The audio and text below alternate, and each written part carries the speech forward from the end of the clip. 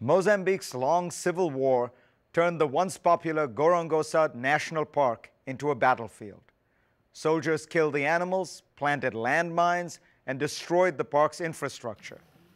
Today, an American philanthropist is working with the government to restore this long-forgotten park. He believes Gorongosa is the key to lifting Mozambique out of poverty and a model for the rest of Africa.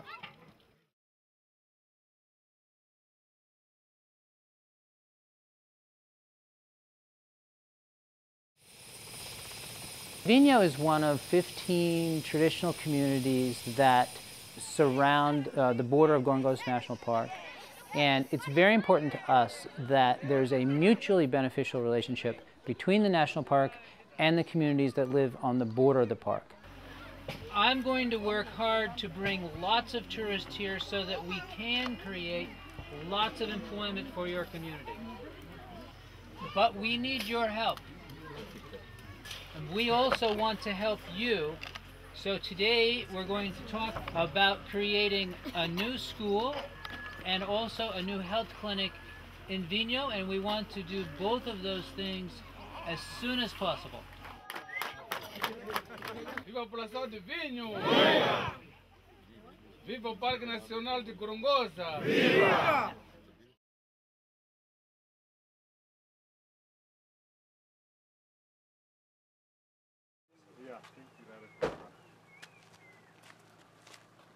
This place is the community of Nyangu, and we came here basically to see if they still recognize, the boundaries of the Gorongosa National Park.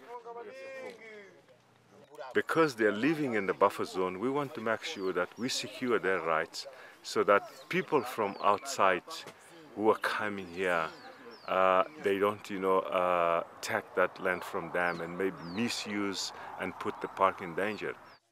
Governo ndio idalonga pa mkotentao ndipo imwe budani kuparki muweza karakuno tinakupasani mbuto asafuna iya asafuna kuna poderari uyu parti ya naisenti nao ya pointa liaji na povo ensena le gunyango kwa mkotentao njangu ini mechi mubutika za shuntalirana sempre konfuzao ni mna zaiba basi manji inakuona kwangu ini inatongwa na hiyo governo konfuzao pana konfuzao maningi hapa kagumana kuneko kuvira kwa admisha saa kuli ngao kupasana makodzo nado. If you are someone right now who has benefited from Gorongosa Park, then you're probably happy. If you're someone who hasn't personally seen any benefit, then you're wondering. And you're saying, what's in it for me? This guy, he was captured inside the park with one warthog. He was sentenced for 6 months to repay his fine here in the park, working here without a payment. During the first 3 months he was here, he showed a good behavior, he recovered, and he came and apologized. So we recommend to the court that he can be released. So he was released last week. Today he came back and asked for a job. So we gave him a job now. He's our worker now. He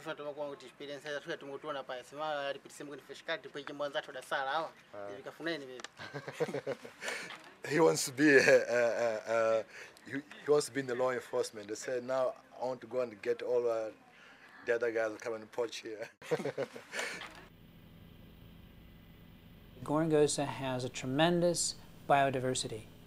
It has a variety of different ecosystems in a relatively small area, and a lot of species that you can't find anywhere else in the world, and tremendous beauty and natural features, rivers, lakes, mountains, different kinds of forests. It was at one time the most popular national park in Africa. 30, 40, 50 years ago, people came from all over the world to go to Gorongosa. It had the densest wildlife in all of Africa. Vast herds of buffalo, zebra, wildebeest, more lions than any other place on the planet. When I learned about Gorongosa, it was almost forgotten, at least forgotten by most of the world. It had suffered through 30 years of war, a lot of battles that took place right in the park.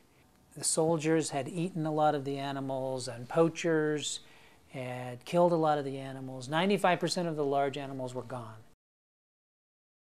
Central Mozambique is one of the poorest places in the world. I mean, the per capita income is probably less than $100.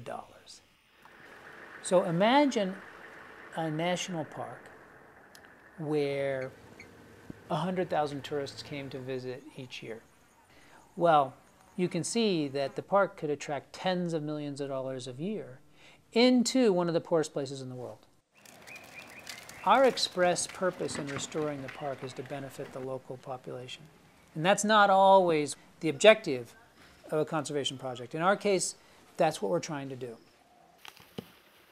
In most of the least developed countries in the world, tourism is the #1 industry they have that earns foreign currency. If we do this right, and we see that that money benefits local people, it's a chance for them to rise out of poverty.